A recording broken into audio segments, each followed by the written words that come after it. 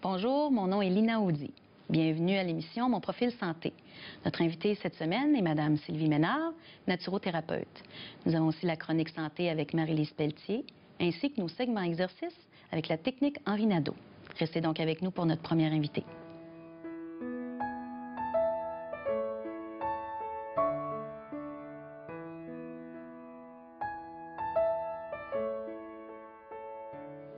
Nous retrouvons notre invitée de cette semaine, Mme Sylvie Ménard, naturothérapeute. Bonjour, Mme Ménard. Bonjour. Alors, en naturothérapie, on parle beaucoup d'alimentation, évidemment, de nutrition. Maintenant, il y a toujours question des aliments biologiques. Est-ce que ça vaut la peine? La question piège. Oui, effectivement, c'est la question qui revient toujours parce que les gens, premièrement, sont inquiets à savoir, si les aliments sont vraiment biologiques. Oui. Deuxièmement, c'est que comme on considère que l'aliment est un remède et que le remède est un aliment, bien, c'est certain que lorsqu'on prend un aliment comme un remède, on veut qu'il soit efficace et on ne veut pas augmenter la charge de toxines. Alors, dans le biologique, déjà, ce qu'on a en moins, c'est les toxines et produits chimiques. Et ce qu'on a en plus, ce sont les valeurs nutritives. Si on prend la valeur d'une tomate en potassium, bien, dans le biologique, pour la même grosseur de tomate, on va avoir au moins 5 fois plus de potassium. Alors, donc, c'est intéressant d'utiliser l'aliment parce qu'à ce moment-là, on n'a pas besoin de prendre des suppléments. Si ça fait partie de notre alimentation régulière et journalière, bien, ça comble tous les besoins. Qu'est-ce qui détermine qu'un aliment est biologique? C'est quoi le critère? C'est selon sa culture. Il y a quand même des agences qui font la vérification. Oui. La culture de l'aliment doit être faite dans des normes très, très strictes et très précises où il ne doit pas y avoir de produits chimiques qui ont été intégrés dans la culture, c'est-à-dire dans la terre. Même au niveau des semences. Les semences ne doivent pas être recouvertes de fongicides ou de bactéricides qui sont chimiques. Et durant la culture, on va rajouter des engrais qui sont naturels aussi. Oui, c'est ça. Pour les enrichir là, exactement. De vitamines. Oui, pour enrichir la terre. Et quand la terre est bien nourrie, bien c'est sûr qu'elle a beaucoup plus à offrir. Donc, automatiquement, l'aliment est plus riche en valeurs nutritives. Donc, vous dites que c'est effectivement efficace. Oui, c'est vraiment très efficace. On voit la différence. Il y a même chez des gens qui ont de la difficulté à manger certains aliments, lorsqu'on le prend dans le biologique, ça passe beaucoup mieux. Et moi, j'ai souvent des anecdotes, comme entre autres, il y avait une fois où j'avais des fraises biologiques à la maison et j'ai une de mes tantes qui est arrivée et qui a pris, tu sais, on a tendance à se piquer une fraise comme ça en passant, puis qui est restée là, comme toute surprise. Là, je lui demande qu'est-ce qui se passe. Elle dit, c'est la première fois que je regoute des fraises qui goûtent comme quand j'étais petite. Parce qu'effectivement, nos grands-parents cultivaient du biologique, ils ne cultivaient pas avec des engrais chimiques. Alors, il y a beaucoup plus de saveur. Et le test premier, c'est souvent des carottes.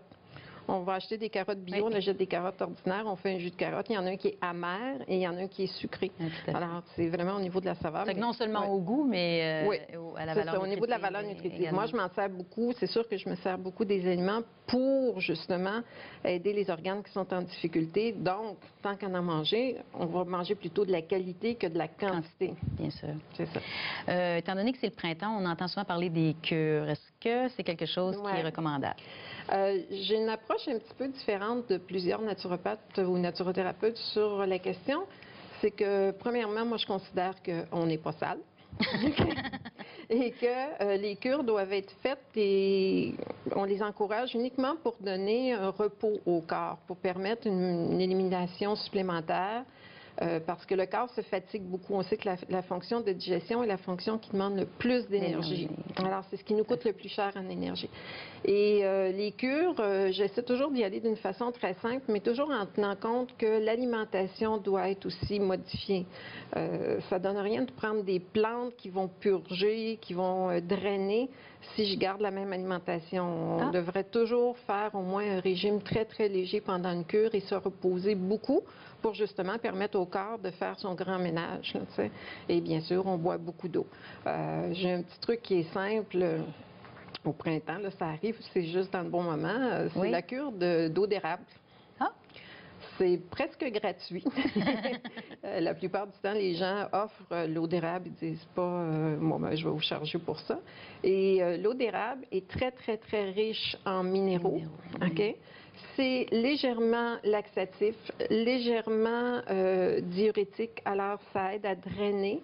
Ce n'est pas violent. Et c'est très simple. On prend un grand verre d'eau d'érable tous les matins pendant une dizaine de jours à jeun avant de prendre quoi que ce soit d'autre.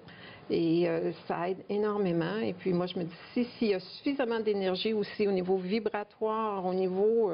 c'est un bon tonique, là, ça réveille un arbre quand même. Ben, ça nous fait du bien à nous aussi. Là. Et effectivement, ça donne de très bons résultats. Surtout chez les gens qui ont tendance à avoir... des maux de ventre facilement, qui ne peuvent pas prendre des diurétiques, qui ne peuvent pas prendre des laxatifs. C'est une cure qui est très, très simple, qui est douce et qui donne un excellent résultat aussi. Normalement, une cure, ça dure combien de temps environ? Une cure, c'est entre, on dit 10 et 21 jours, dépendamment là, de la condition et de ce qu'on veut faire. Là, ça dépend de l'état de la personne, c'est ça?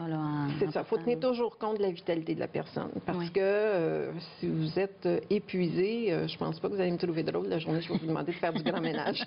Donc, c'est la même chose pour le corps. Souvent, il faut commencer par renforcer un peu le corps avant d'entreprendre une cure pour pas aller justement au-delà des forces. Est-ce que les gens sont suivis un peu? Oui, habituellement, on fait un suivi. Ça dépend toujours de la vitalité, là encore. Quand les gens sont en forme, ben, ils peuvent le faire à la maison. C'est sûr qu'il y a beaucoup de cures sur le marché qui sont vendues, souvent à des prix assez onéreux. Mais on peut, comme je dis, le plus important, c'est de donner du repos au corps pour qu'il puisse effectuer effectivement sa cure, qu'il puisse faire son ménage. Oui, oui, oui. Je sais que vous vous intéressez beaucoup à l'enseignement. C'est quelque chose qui vous tient à cœur beaucoup. Est-ce que vous pouvez nous en parler un petit peu? Oui, bien, j'aime beaucoup donner des ateliers, des cours. J'ai donné de la formation, c'est sûr, dans le milieu professionnel pour former des naturothérapeutes. Et bien sûr, moi, j'enseigne surtout en nutrition. Mais je me fais un devoir d'enseigner régulièrement, de donner des ateliers, des cours, des conférences, entre autres comme avec les Amis du Jardin botanique. J'ai aussi organisé des ateliers en collaboration avec l'Université du Troisième Âge, qui est organisée par l'Université de Sherbrooke, où ils ont des petites capsules un peu partout dans les villes, où ils organisent des cours comme ça pour les gens qui font partie de ce regroupement-là, qui sont des gens qui sont déjà allés à l'université, qui, pendant leur retraite, veulent continuer des formations. Alors, c'est toujours des ateliers sur la santé. Pourquoi je donne autant d'ateliers? C'est que je considère que, premièrement, la personne devrait être autonome dans sa santé. J'aime pas que les gens soient dépendants d'un thérapeute ou d'un médecin ou c'est soi. On devrait commencer par soi, se connaître et connaître bien sûr les thérapies et être capable d'adapter selon nos besoins l'alimentation surtout là parce que au niveau alimentaire, c'est pas parce qu'un aliment est bon pour la santé qu'il est bon pour tout le monde. Fait que donc, c'est un enseignement qui permet aussi, je trouve qu'on a perdu beaucoup toute la formation que nos grands-parents avaient, ce qu'ils avaient intuitivement et que la science a un peu mis de côté parce qu'on lui disait, ben ça c'est des remèdes de grand-mère, c'est pas sérieux. Puis là, ben, on a un peu négligé ça et on a même arrêté de retransmettre cette formation-là et cette information-là. Alors, mais on voit que de plus en plus l'intérêt pour ça, du retour aux sources, justement, comme ça. Oui, bien, c'est sûr qu'il y a des facteurs comme, ne serait-ce qu'Internet, où les gens vont chercher beaucoup d'informations et quand ils arrivent chez leur médecin, ils sont déjà très informés. Beaucoup, et les médecins sont parfois un petit peu mal pris avec ça parce que, surtout dans les produits naturels, ça, eux n'ont pas cette formation-là. Alors, souvent, les gens sont très, très intéressés à avoir la formation pour se prendre en main. Bien, je vous remercie infiniment pour ces informations. Si on veut vous rejoindre pour avoir des renseignements ou un rendez-vous, on peut vous rejoindre. Bien, il y a un site Internet qui est en formation actuellement et on peut toujours appeler au bureau. Avec à quel numéro? Au 450-436-3393. C'est à Saint-Jérôme. Je vous remercie infiniment. Ça me fait plaisir. Merci. Nous passons maintenant à la section exercice avec la technique Henri Nadeau. Aujourd'hui, nous allons réaliser le deuxième exercice de la technique Henri Nadeau, la vague, à une cadence plus rapide. En ce qui concerne le haut du corps, tout d'abord, vous allongez les bras sur les côtés. Durant tout l'exercice, les yeux regardent vers le haut à la limite des sourcils.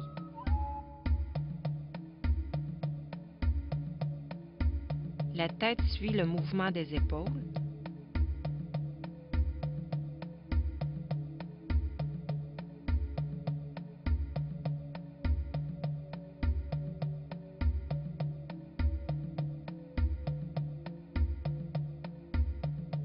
Dans la montée, vous inspirez en poussant les épaules vers l'arrière, en approchant les omoplates.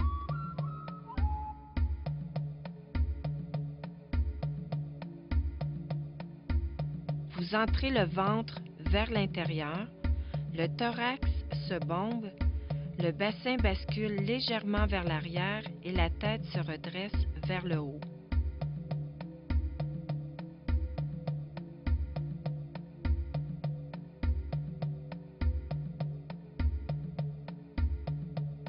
Tout le corps est en état d'élongation.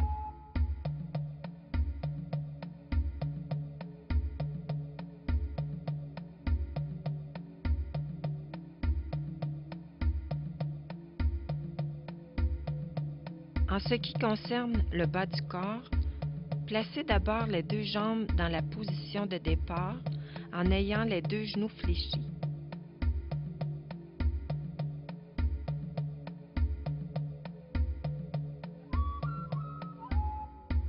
Dans un premier temps, mettez tout le poids de votre corps sur la jambe droite tendue, tout en gardant le genou gauche fléchi.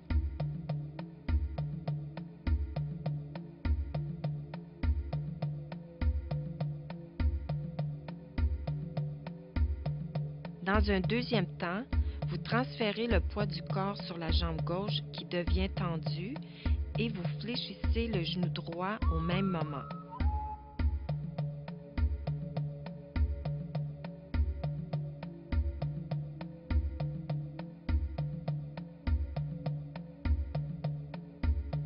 Dans un troisième temps, tout en gardant le poids du corps sur la jambe gauche, vous fléchissez le genou gauche.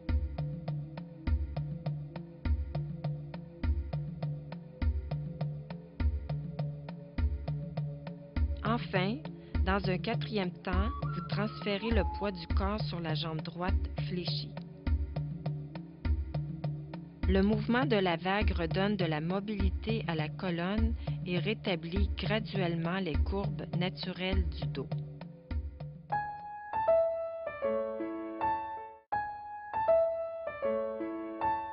Cette semaine, pour la chronique santé, Marie-Lise va nous entretenir sur les selles de Schussler.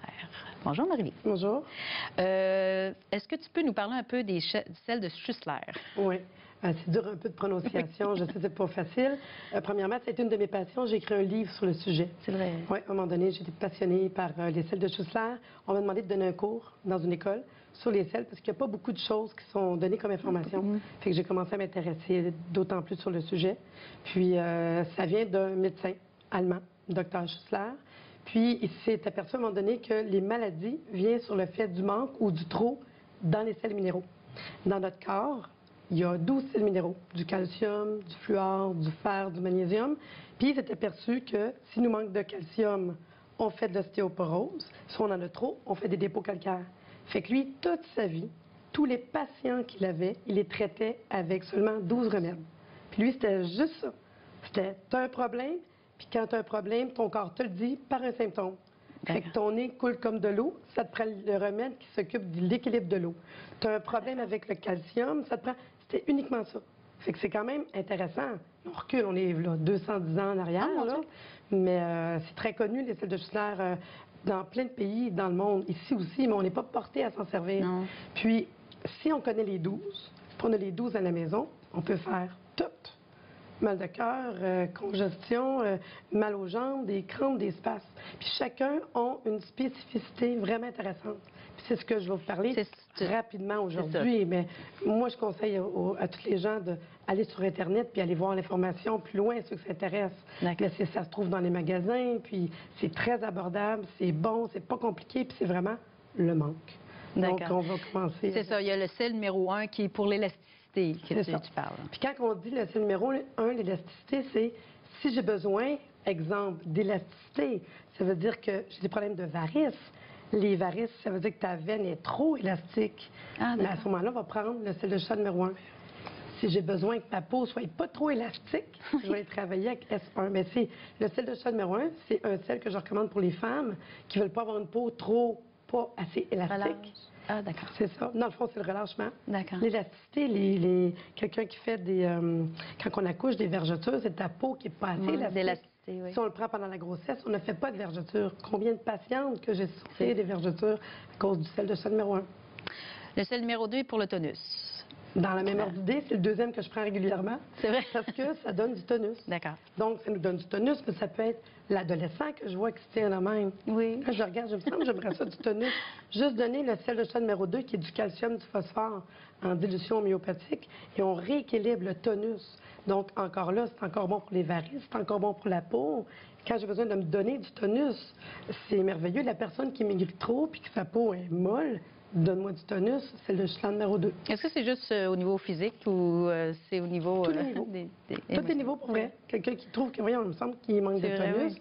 on y donnerait, puis on verrait une différence. Puis ça agit très vite, parce que c'est vraiment au niveau des constructeurs de notre corps.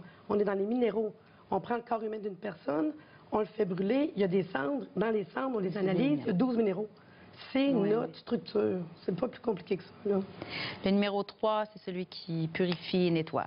C'est ça. Donc, quelqu'un qui a besoin d'être purifié, nettoyé, les boutons, Ah, les oui. problèmes d'infection qui traînent, tu as besoin de nettoyer dans ton corps, quoi que ce soit au niveau du sang, c'est le numéro 3. Je ne sais pas si compliqué que ça, là. Numéro 4, anti-inflammatoire. Ouais, ça, c'est le ferrum phos. Numéro 4, c'est quand on a besoin d'une aspirine maison, mettons. C'est niaiseux, là, mais moi, je le vois comme ça. Anti-inflammatoire, douleur, tout ce qui a rapport avec du sang, les yeux rouges, je mouche que du sang, c'est le numéro 4.